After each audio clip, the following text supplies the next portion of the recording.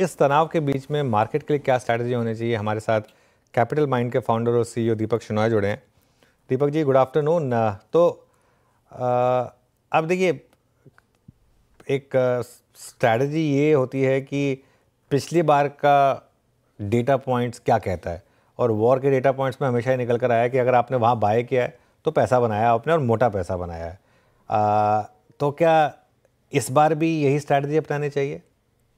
I think एक चीज है कि आई थिंक मार्केट में ऑप्टिमिस्ट थोड़ा सा होना जरूरी होता है। लेकिन इस टाइम पे जो अनसर्टेनिटी है, अनुज जी, मैं यही कहूंगा कि कह नहीं सकते कि कब किस तरह से हालात बदल बदल जाए। अगर ये वॉर लिमिटेड है तो शायद उतना टाइम नहीं लास्ट करेगा जितना कि अगर 4 साल 5 साल लास्ट लास्ट करेगा तो आई थिंक इकोनॉमिक डैमेज ज्यादा होगा। लेकिन अगर लिमिटेड टाइम का जो वॉर होगा अगर, तो जनरली रिकवरी इकोनॉमिकली ज़्यादा जल्दी हो जाती है। और इकोनॉमिकली कंपनीज को भी ऑर्डर ज़्यादा मिलते हैं गवर्नमेंट से, डिफेंस से, और इकोनॉमिक एक्टिविटी बढ़ती है। तो एक तरह से वॉर हमें कहना तो नहीं चाहिए, मतलब मॉरली उतना सही नहीं होता है कि वॉर से इकोनॉमी बढ़ती है, लेकिन एक्चुअली हिस्ट्री में तो यही हुआ है कि हर वॉर में इकोनॉमी इकोनॉमिक इंक्रीज काफी ज्यादा ही हुआ है। तो मार्केट के हिसाब से अगर आप बिल्कुल रैशनली चले तो आप जैसे इन्वेस्ट कर रहे थे आपको उसी हिसाब से करना चाहिए, क्योंकि यूजली ऐसी चीजों में इसके बाद इकोनॉमिक प्रॉस्पेरिटी बढ़ती है। पर इसका मतलब ये नहीं है कि मैं ये कहूंगा कि हर बार यही होगा। एक टाइम जरूर ऐसा होगा कि कुछ नुकसान, कुछ कंपनीज को नुकसान बहुत ज्यादा होगा और कुछ कंपनीज को I think benefit, disproportionate benefit होगा। तो इस वजह से ये कहूंगा कि तो आपको आप जरा हालात देख के इन्वेस्ट करें। लेकिन हिस्ट्री तो यही कहता है कि जब वॉर्स खत्म हो जाते हैं तो उसके बाद से इकोनॉमिक प्रॉस्पेरिटी बढ़ती है। दीपक जी, अच्छा, इंडियन मार्केट्स की प्लेसमेंट कैसी लग रही है आप? अभी सुबह भी अनुज और मैं बात कर रहे थे कि शायद पोस्ट अर्निंग्स, शायद पोस्ट रेट कट्स, शायद पोस्ट स्टांस चेंज के बाद, और मोस्ट स्पेशली जिस प्रकार की आरबीआई लिक्विडिटी इन्फ्यूज कर रहा है, जो फॉरेक्स मार्केट से इंडिकेशन थे 83.87 की ट्रैजेक्टरी आपने देखी वर्सेस 88, शायद ये निफ्टी 25-26 हज़ार का होता, वो हमने छीन लिया। तो आपको क्या लगता है कि ऐसे सिचुएशन में भी 24-23,900 से कितना डाउन साइड देख रहे हैं आप, फ्रेंकली स्पीकिंग? और अगर प्राइस डैमेज होगा भी तो किस पोर्शन में प्राइस डैमेज ज्यादा लगेगा वर्स्ट केस में? अब ये इंटरेस्टिंग क्वेश्चंस है वीरू जी। मैं ज्यादा प्रेडिक्ट तो नहीं कर सकता, लेकिन ये कहूंगा कि अगर आप मार्केट में कभी भी हो तो आपके माइंड में ये होना चाहिए कि यहाँ से 30% पक्का गिरेगा। ये एटलीस्ट ये अंदाजा लगा के आप इन्वेस्ट कर सकते हो। अगर आप में वो 30% लेने की क्षमता नहीं है तो शायद आप मार्केट के लिए रेडी नहीं हो। और अगर ऐसे इवेंट्स होते हैं जैसे वॉर हुआ या फिर जियोपॉलिटिकल इशू हो, ये आपके कंट्रोल में नहीं है, किसी भी आपके कंपनी के बैलेंस शीट के कंट्रोल में नहीं है, मैनेजमेंट, बोर्ड ऑफ डायरेक्टर्स, कुछ भी, तो आप ये कह नहीं सकते कि आपका 30% पोर्टफोलियो नहीं गिरेगा। तो अभी भी मैं ये कहूंगा कि ये जो आपने बोला 23,900 या 24,000, ये तो 5-10% ही है, 5% से भी कम है in fact. So I would say कि आप माइंड में ये रखें कि अभी कभी भी आप जब इन्वेस्ट कर रहे हो तो 30% नीचे तो जा ही सकता है। आई थिंक वो उस हिसाब से आपको इन्वेस्ट आपके इन्वेस्टिंग का तरीका ये होना चाहिए कि लॉन्ग टर्म। आप अगर 30% नीचे चला भी गया तो वापस ऊपर भी आ जाएगा लॉन्ग टर्म में, जिस तरह से इंडिया की इकोनॉमिक ग्रोथ हो रही है। अगर उसमें कोई बाधा आई तो जरूर आपको फिर से सोचना पड़ेगा। लेकिन आई थिंक लॉन्ग टर्म में इंडिया का स्टोरी फिर भी अच्छा ही है। और अगर दीप ये जो सिचुएशन है अभी, जो पॉलिटिकल जियोपॉलिटिकल सिचुएशन है, उसको अगर हम उससे हमारी इकोनॉमी अगर खराब नहीं होती है then I think it is okay. But अगर खराब होती ओके है तो टाइम लग सकता है रिकवरी के लिए। दीपक और जी, मार्केट अब थोड़ा थोड़ा सा आप एक बार होल्ड करिए इस थॉट को। आपको आ रहा हूँ आपके पास भी वापस। हमारे साथ दीपक शेनॉय जुड़े हुए हैं। दीपक जी, आपसे बात हो रही थी और आपने अभी जनरल बिक्रम सिंह को सुना भी होगा। डिफेंस को लेकर हथियार के मोर्चों पर हम काफ़ी ज़्यादा मजबूत हैं। आपने कहा मार्केट 30% डाउन भी जा सकता है, तो जिसके पास रिस्क एपेटाइट है वही इस बाजार में फिलहाल अपॉर्चुनिटी देखे और पैसा लगाए। लेकिन जिनके पास रिस्क एपेटाइट नहीं है और उनको पता है कि इस पर्टिकुलर थीम में या सेक्टर में उनका पैसा बन सकता है, जैसे कि डिफेंस, तो उनके लिए क्या राय रहेगी सर डिफेंस स्टॉक्स पर आपका outlook? I think defence stocks से आज काफी मतलब हमने आई थिंक कुछ स्टॉक्स का अपर सर्किट पे और कुछ स्टॉक्स ऊपर भी जा रहे हैं, इसलिए कि जब लाइक बैटल्स होते हैं, वॉर्स होते हैं, उस पे ऑर्डर्स ऐसे कंपनीज को जाती है जो एक्चुअली या तो फिर कैपेसिटी बना सकें, या फिर जिनके पास स्पेयर कैपेसिटी हो, और वेपन्स या फिर एम्यूनिशन मैन्युफैक्चर करने की या जो भी, और या फिर नए भी ऑर्डर जा सकते हैं जहाँ पे हमें अगर नए शिप्स सबमरीन्स ये सब बनानी होंगी, तो इन कंपनीज को मतलब ऑर्डर दिए जाएंगे। और यूजली पहले ये होता था कि हम ऑर्डर सिर्फ बाहर से करते थे और यहाँ पे सिर्फ मेंटेनेंस हुआ करता था या छोटे से स्पेयर पार्ट्स बनाए जाते थे। अब हम सारी ऑलमोस्ट सारी मैन्युफैक्चरिंग यहीं पे इंडिया में ही करते हैं और इंडियन कंपनीज को यूज करते हैं। इसलिए हमारी जो लिस्टेड कंपनीज है उनमें थोड़ा सा लाइक उनमें एक्टिविटी होना आई थिंक जायज है। बट ये भी है कि आप अगर इसमें जाए कि इनको पक्का अभी ऑर्डर मिलेगा और या फिर 3-4 साल लगेंगे ऑर्डर्स में, मतलब ऑर्डर फ्लो में आने में, ये चीज़ें अगर आप ध्यान में रखें तो आपका शॉर्ट टर्म इन्वेस्टमेंट कोई मतलब मायने नहीं रखता है। यहाँ पे आपको लॉन्ग टर्म इन्वेस्टमेंट ही करना चाहिए। और आई थिंक मैं 2022 से ही बोल रहा हूँ कि ये जब से पॉलिसी चेंज हुई है कि डोमेस्टिक प्रोड्यूसर से ही हम को ही हम ऑर्डर्स देंगे, तो उस टाइम से अब तक कोई ज़्यादा चेंज नहीं हुआ। इनफैक्ट उस वो थीसिस और स्ट्रांग हो गई है कि हम और डोमेस्टिक में कंसंट्रेट करेंगे, क्योंकि जब ऐसा ऐसा टाइम आता है आपको फॉरेन पावर्स पर डिपेंड करना, आई think it is not a good thing. तो ये चीज़ डिफेंस मैन्युफैक्चरर्स के लिए लॉन्ग टाइम में अच्छा है, शॉर्ट टर्म में तो कुछ भी हो सकता है। इसलिए अगर आपका रिस्क एपेटाइट नहीं है तो आप इस मार्केट में ना आए, यही रिस्क है। ये मौका है पैसा बनाने का, और लेकिन ये भी टाइम है कि अगर आप 2 हफ्ते 3 हफ्ते 1 महीना 6 महीना भी अगर आप देखें तो हो सकता है आपके पैसे लॉस में जाएं। लेकिन आपका अगर 5 साल का अगर ये है तो आई थिंक डिफेंस स्टॉक्स और जो इंडियन मैन्युफैक्चरिंग स्टॉक्स हैं, ये इनमें आई थिंक बहुत अपॉर्चुनिटी है। ओके, चलिए ये इंटरेस्टिंग बात हुई। दीपक जी, इसके अलावा अगर आप देखें आज मार्केट का फोकस ऐसा नहीं कि सिर्फ वॉर पे रहा है।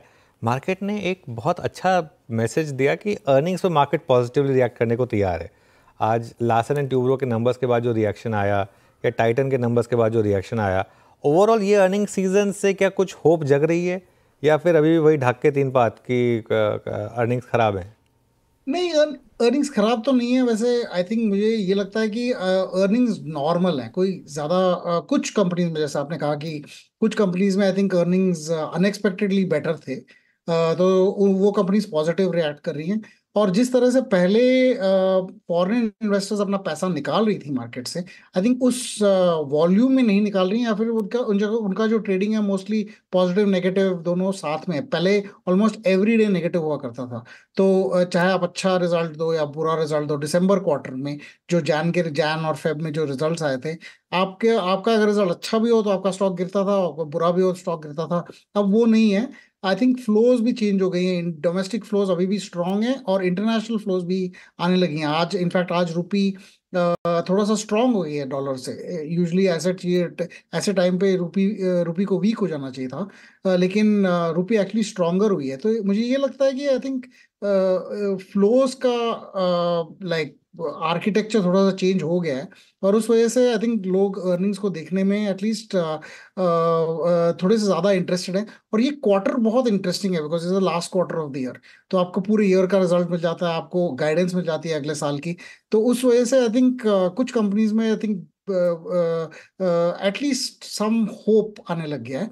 लेकिन कुछ सेक्टर्स है जहाँ पे होप अभी भी कम है, जैसे आईटी सेक्टर हुआ। अभी जब तक कि ये टैरिफ और ट्रम्प का जो नजरिया है वो जब तक क्रिस्टलाइज नहीं हो जाता, तब तक उनका आई थिंक थोड़ा सा there is a small problem there. और फार्मा में भी थोड़ा सा और आई थिंक और प्रॉब्लम आएगा। लेकिन बाकी सेक्टर्स में आई थिंक क्लैरिटी जैसे जैसे आती है, I think the stock should do well. और आज डिफेंस जैसे आपने बोला एक थीम भी है, और काफी कंपनीज जो पहले सिर्फ मैन्युफैक्चरिंग में हुआ करती थी वो भी अब डिफेंस प्रोडक्शन में शायद चली भी जाएंगी।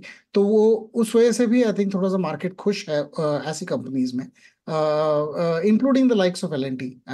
ये कंपनीज कुछ हमारे पोर्टफोलियोज में हैं, तो मैं कुछ स्पेसिफिकली कंपनीज के बारे में नहीं कहूंगा, लेकिन ये जरूर है कि I think market is not operating as if there is a very big war. Markets are operating as if things will go back to normal, ये यही कहूंगा। जी, let's hope for the best कि ऐसा ही हो। पर दीपक जी, हमेशा एक होता था ना बाजार में, हिस्टोरिकली एक चीज कहते थे कि इन टाइम्स ऑफ टर्बुलेंस, अनिश्चितता के दौर में डिफेंसिव्स की तरफ खिंच जाओ। अब दिक्कत यह है कि डिफेंसिव्स में आईटी और फार्मा को ले रखा है ट्रम्प साहब ने। हम वहाँ परेशान हैं उस चीज़ से। तो बचा एक FMCG, a safe place to hide. हालांकि आपका झुकाव मुझे आपकी बातों से लगा डिफेंस की तरफ, बट क्या एफएमसीजी भी है क्या? मेरे हिसाब से नहीं। एक्चुअली मैं ये कहूंगा कि अगर आप डिफेंसिव्स का नाम लिए, इसलिए डिफेंसिव हुआ करती थी क्योंकि ये टाइटली हेल्ड थी। जो कंपनीज है जिसको आप एफएमसीजी कहते हो वो मोस्टली ये हिंदुस्तान यूनिलीवर हुआ या फिर ऐसे जैसे जो टूथपेस्ट बनाती हैं, जो सोप्स बनाते हैं, जो आप कहते हो कि अगर वॉर भी हुआ तो आपको सोप तो यूज करना ही पड़ेगा, Colgate I mean toothpaste use करना ही पड़ेगा।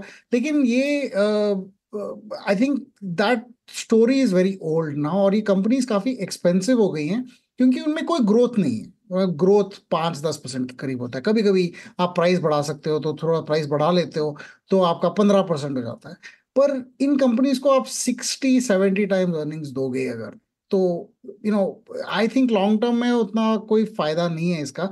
ये डिफेंसिव से ऑफेंसिव बन जाती है। आप गलत प्राइस पे खरीदोगे किसी भी कंपनी को तो आई थिंक आपका लॉन्ग टर्म कोई मतलब ज्यादा बेनिफिट नहीं होगा। डिफेंसिव ऐसी कंपनीज होनी चाहिए जिसमें आई थिंक स्टेबिलिटी हो और ज़्यादा एक्सपेंसिव भी ना हो। तो वो ऐसी कंपनीज बहुत कम है, लेकिन हैं दूसरे सेक्टर्स में हैं, इंक्लूडिंग इन डिफेंस, जो जहाँ पे कुछ कंपनीज अभी भी आर नॉट वेरी एक्सपेंसिव। लेकिन ये नहीं कहूँगा कि पुरानी जो हम लोग डिफेंसिव एफएमसीजी कंपनीज कहते थे, आई थिंक वो ज़्यादा देर डिफेंसिव नहीं रहेंगी क्योंकि उनका प्राइस बहुत ज़्यादा है कंपेयर टू देयर अर्निंग्स। लेकिन अगर हिस्ट्री में जाएं तो अगर आप कारगिल में देखें या फिर कुछ और टाइम्स में देखें, 2016 में भी कुछ हुआ था, उस टाइम पे भी अगर आप देखें तो उस वॉर के बाद और वॉर के दौरान भी जो कारगिल में हुआ था, मार्केट्स काफी इंक्रीज हो गई थी। तो उस टाइम पे डिफेंसेस में रहना भी उतना अच्छा नहीं था क्योंकि सारी कंपनीज ने अच्छा मतलब रिजल्ट, सॉरी, स्टॉक प्राइस में काफी बढ़ावा है उस टाइम पे। तो मैं यही कहूंगा कि आई थिंक शुड डिफेंसिव्स का डेफिनेशन बदल गया है और आप ज्यादा ओवर पे ना करें क्योंकि आपको लगता है कि वो कंपनी डिफेंसिव है, तो आपको फिर ज्यादा फायदा नहीं होगा। जी दीपक जी का आखिरी सवाल होगा। आपने कहा कि अभी आपको सही समय लग रहा है बाजार में पैसा लगाने को, अपॉर्चुनिटी, आप बहुत ऑप्टिमिस्टिक हैं बाजार को लेकर। तो कौन से सेक्टर वो होंगे जहां पे आप एक्सपोजर बढ़ाएंगे? कोई ऐसे सेक्टर स्पेसिफिक बात? अभी तो आई थिंक हमारे जो पीएमएस में जो सेक्टर्स है हमने उसी सेक्टर्स में ज़्यादा कंटिन्यू किया है इन्वेस्टमेंट, जहाँ पे हमने कहा डिफेंस और मैन्युफैक्चरिंग इंक्लूडिंग फॉर रेलवेज, और कुछ और हैं जहाँ पे हमें लगता है कि एंड ऑफ द ईयर तक डोमेस्टिक कंजम्पशन भी थोड़ा सा रिवाइव होगा। इस साल अप्रैल ऑनवर्ड्स जो टैक्स कट हुआ था वो लागू है और शायद लोगों को अपने अप्रैल के सैलरीज में थोड़ा सा टैक्स कम नज़र आया होगा।